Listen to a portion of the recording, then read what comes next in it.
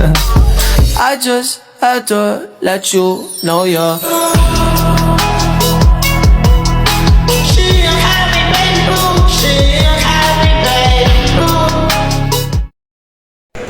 Magandang hapon sa ating lahat. Ako nga po pala si Binibing Lachinel Raffles at sa hapon na ito ay ating tatalakayin ang kulturang Pilipino sa kurikulum at ang mga pangunahing bahagi nito.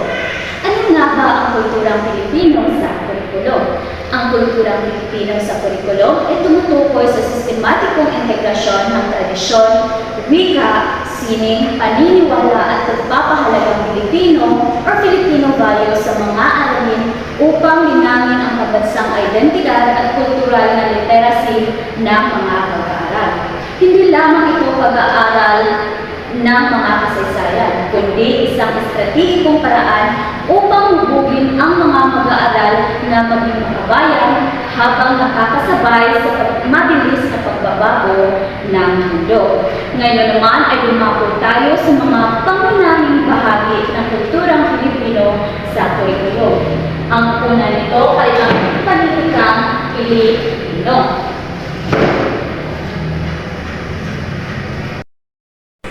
Ang panitikang Pilipino ay ang kabuuan ng mga tampang panitika na nagpapahayag ng mga karanasan, damdamin, paniniwala at kasaysayan ng mga Pilipino sa pamamagitan ng pasalita o pasulat ng mga anyo.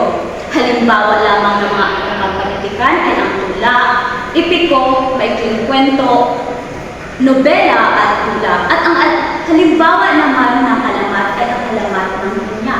Ang alamat ng pinya ay hindi lamang isang kwento, kundi nagtuturo rin ito ng kahalagahan ng pagiging masunurin at responsable. Sa pamamagitan nito, natutunan natin ang ating kultura at kasaysayan ng ating bansa. Ngayon naman ay dumako tayo sa tradisyon at kaugalian. Sino sa inyo ang nakakaalam kung ano nga ba ang kaibahan ng tradisyon at kaugalian? Ang kaibahan ng tradisyon at kaugalian ay ang tradisyon, ito ay ang mga paniniwala, kwento at gawain na nagpasalin-salin mula sa mga ninuno patungo sa mga sumusunod na henerasyon. Samantalang ang kaugalian, ito ay ang pang-araw-araw na gawi, asal, kilos na nakasanayan ng isang grupo o lipunan. Katulad na lamang o halimbawa lamang ito ay ang pagmamano sa mga matatanda bilang magalang, ang pagdiriwang ng pista at ang pagbabayanihan kapag may nangangailangan ng tulong. Hanggang ngayon ay ginagawa pa rin natin ito. Kaya naman nananatiling buhay ang ating kultura ng ating bansa. Ngayon naman ay pumunta naman tayo sa pagpapahalagang Pilipino. Ang pagpapahalagang Pilipino ay ang mga pangunahing ugali, karanasan at paniniwala at asal na nagpapakita ng ating kultura, pagkakakilanlan at pakikipagkapwa. Ito, halimbawa nito or ang mga pangunahing uri nito ay ang paggalang sa mga matatanda, pagpapahalaga sa pamilya at pagkakaisa. Ngayon naman ay alamin natin kung ano nga ba ang multiculturalismo. Ang multiculturalismo ay ang pag-iral at ito ay ang pag-iral, pagtanggap at paggalang sa iba't ibang kultura, tradisyon, relihiyon at lahi sa loob ng isang lipunan. Itinataguyod ito ang pagkakaisa sa kabila ng pagkakaiba-iba upang mabigyan ng halaga at karapatan ang bawat mamamayang Pilipino.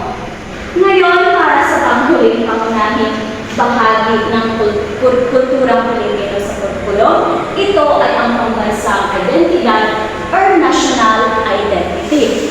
Ang national identity, ito ay ang pagkakakilanlan ng isang tao o grupo base sa kanilang pagiging membro ng partikular na bansa.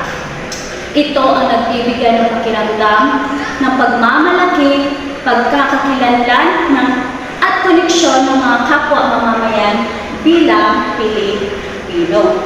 Sa kabuuan ng kulturang Pilipino sa kurikulum ay hindi lamang nagtuturo ng mga aralin sa aklat. Ito ay nagtuturo rin kung paano natin pinapahalagahan ang ating kultura, tradisyon at pagkakakilanlan bilang Pilipino. Sa pamamagitan nito, tayo ay nahuhubog tayong mga Pilipino ay nahuhubog upang pahalagahan natin ng maayos at igalang ang ating mga kapwa mamamayang Pilipino. At dito na po nagtatapos ang ating talakayan sa hapon na ito. Maraming salamat po sa inyong pakikinig at sana naman ay mayroon kayong mga aral na nakuha sa ating itinalakay ngayong hapon. Muli ako si Binibining Legend Raffles at dito lang nagtatapos ang ating talakayan. Maraming salamat. I just had to let you know you're